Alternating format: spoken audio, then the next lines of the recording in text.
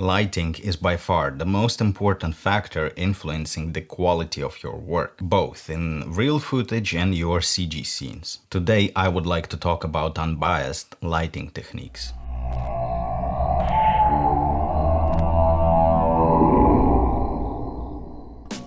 I want to show you how I light my scenes, but there is one important thing I have to mention beforehand. I'm using Octane Render Engine, which is a pathracer. To understand the difference between ray tracers and pathtracers, check out my ray tracing and other rendering methods video.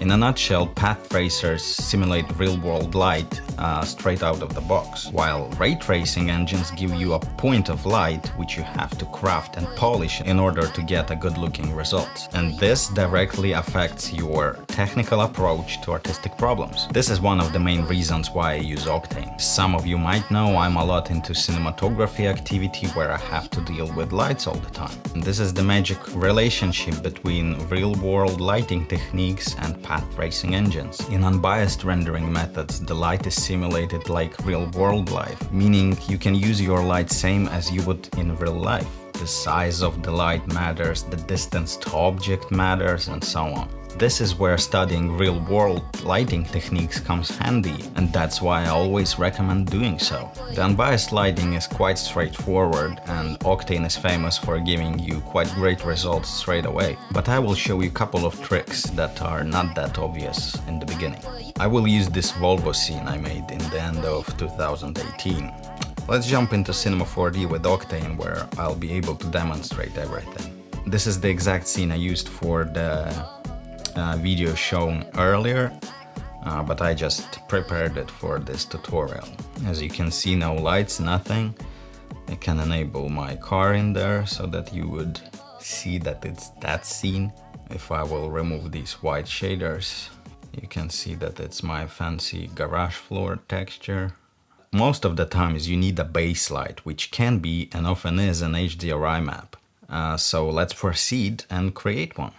Click Objects, HDRI Environment, and specify the path to your HDRI map. In my case, I just use Night Scene HDRI and it gave me my base reflections.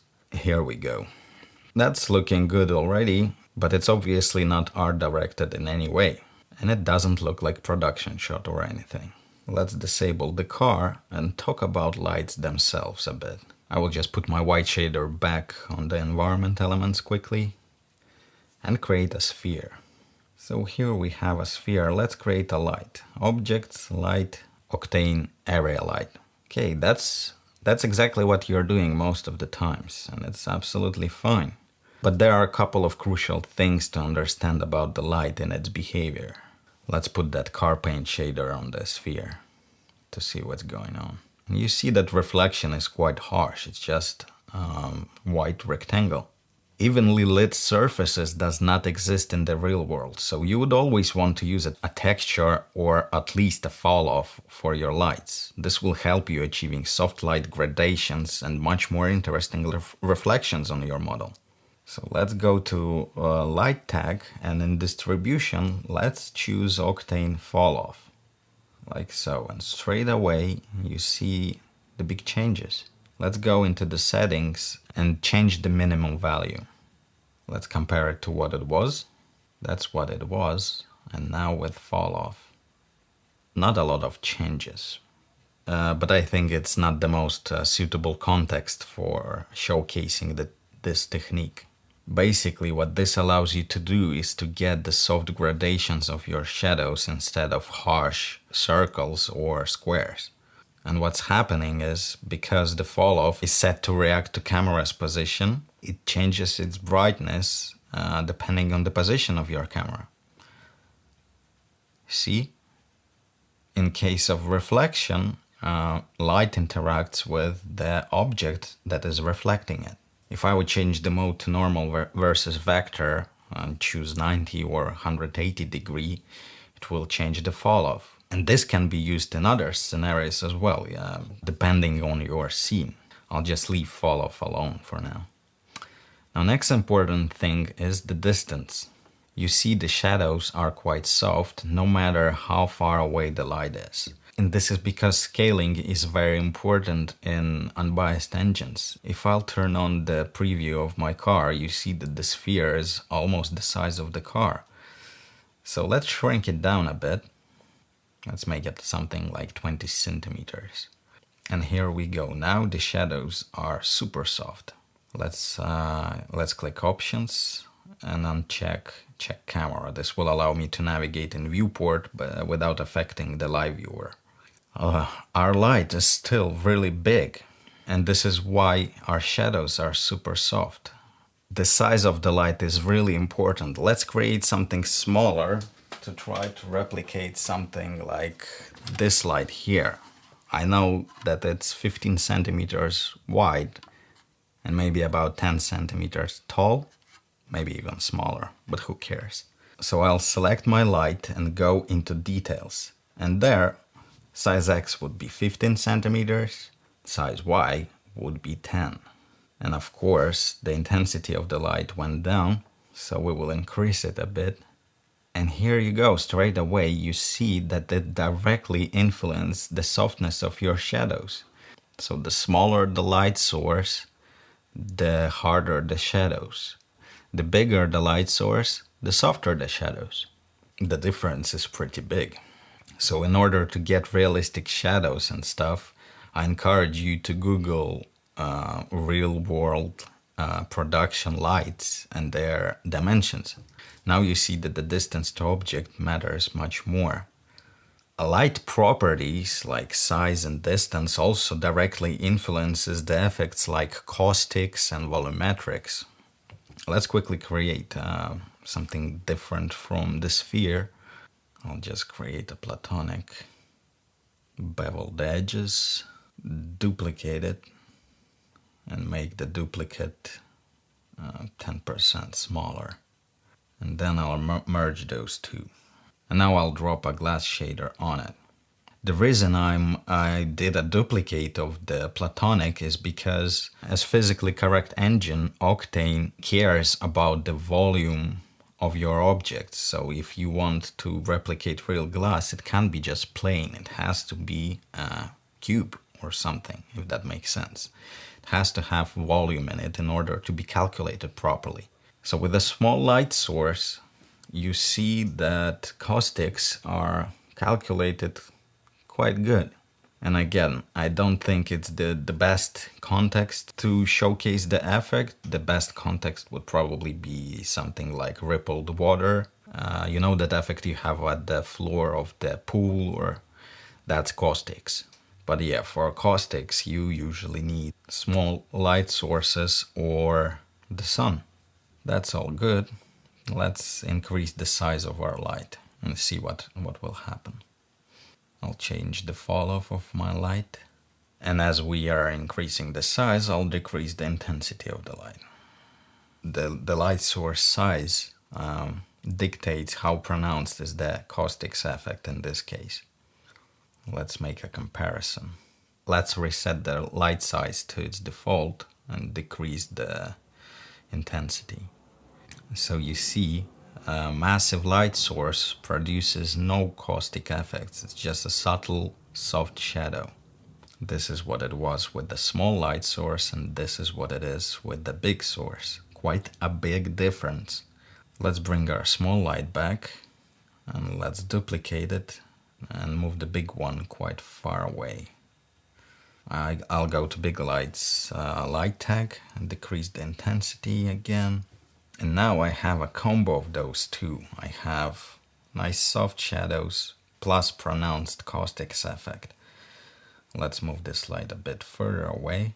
Great thing about 3D in general is that you can have angles and light positions which you can't achieve in real life. In this case, let's go to small lights, light tag, go to visibility and uncheck camera visibility. And we just hide it. That's the best cheat in humankind history.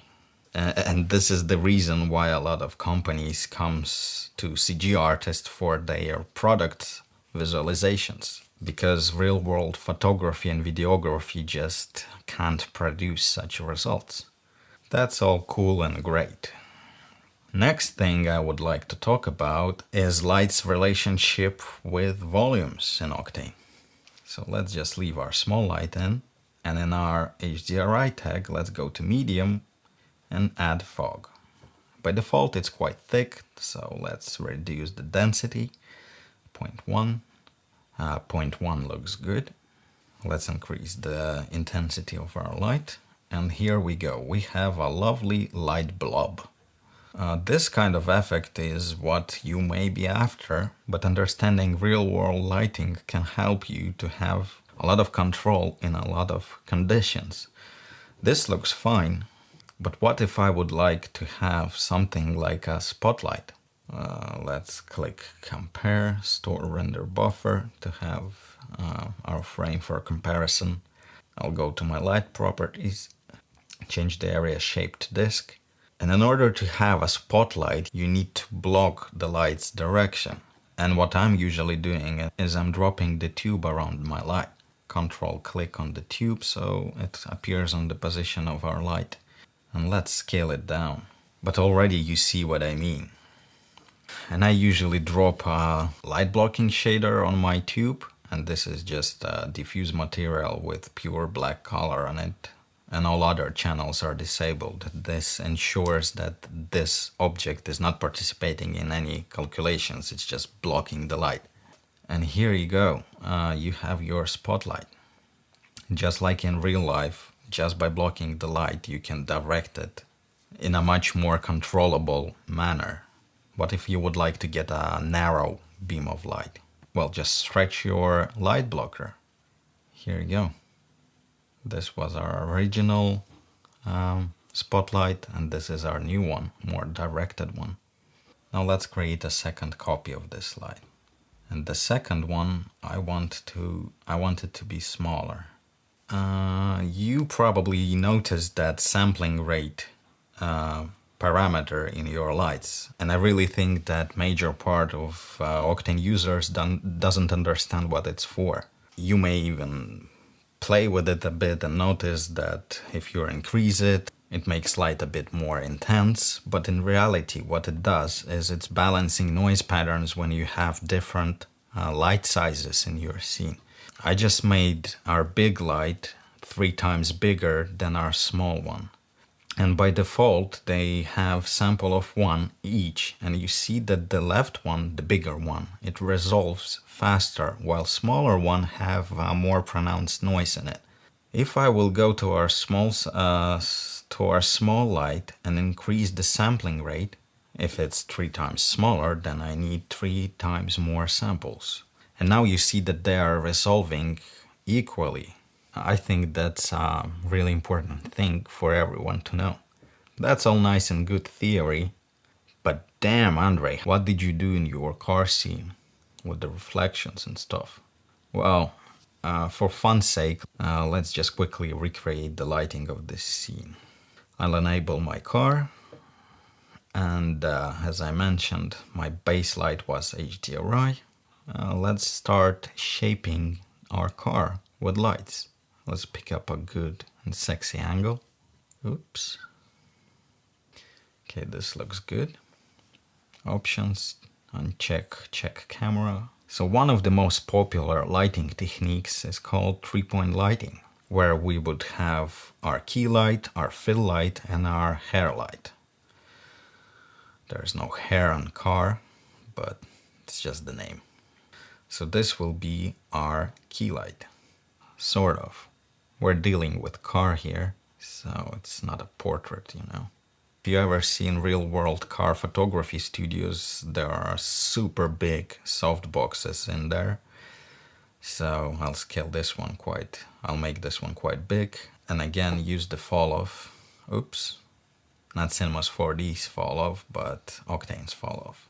And the light almost completely disappeared.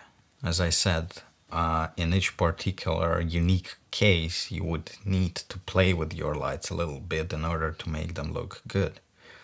Let's increase the intensity, and this will be our key light, highlighting the wheel and a little bit of reflections on the wing.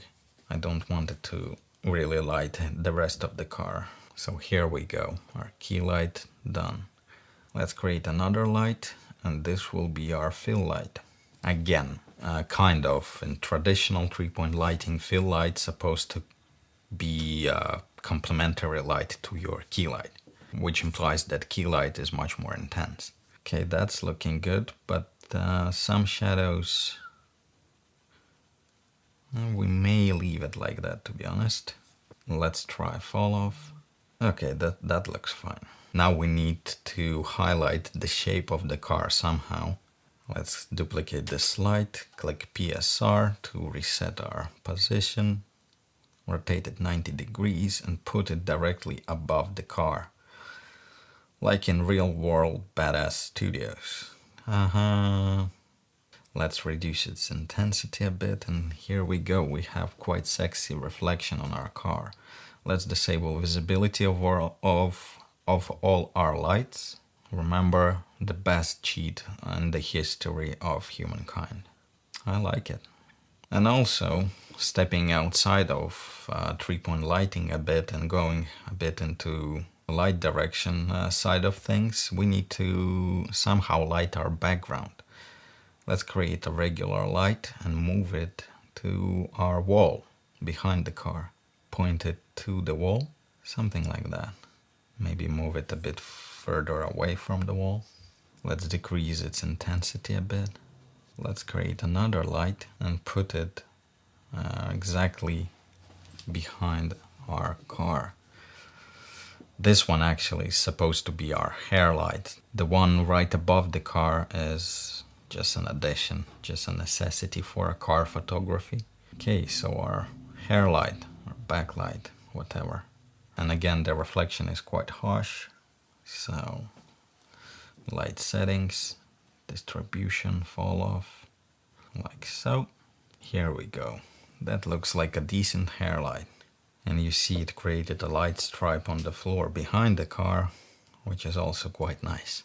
Every scene, every environment is unique. So instead of asking how someone lit one particular scene, you better start thinking how light works in real life. This will massively help you in your projects. If you're working on a video or something, for each particular shot you would need to adjust your light, just like on real world set. I think that's it. Once again, my biggest advice to you is to learn real world lighting techniques. As a bonus to this tutorial, I decided to publish my shaders I used to shade my car in this video. The link is down in the description.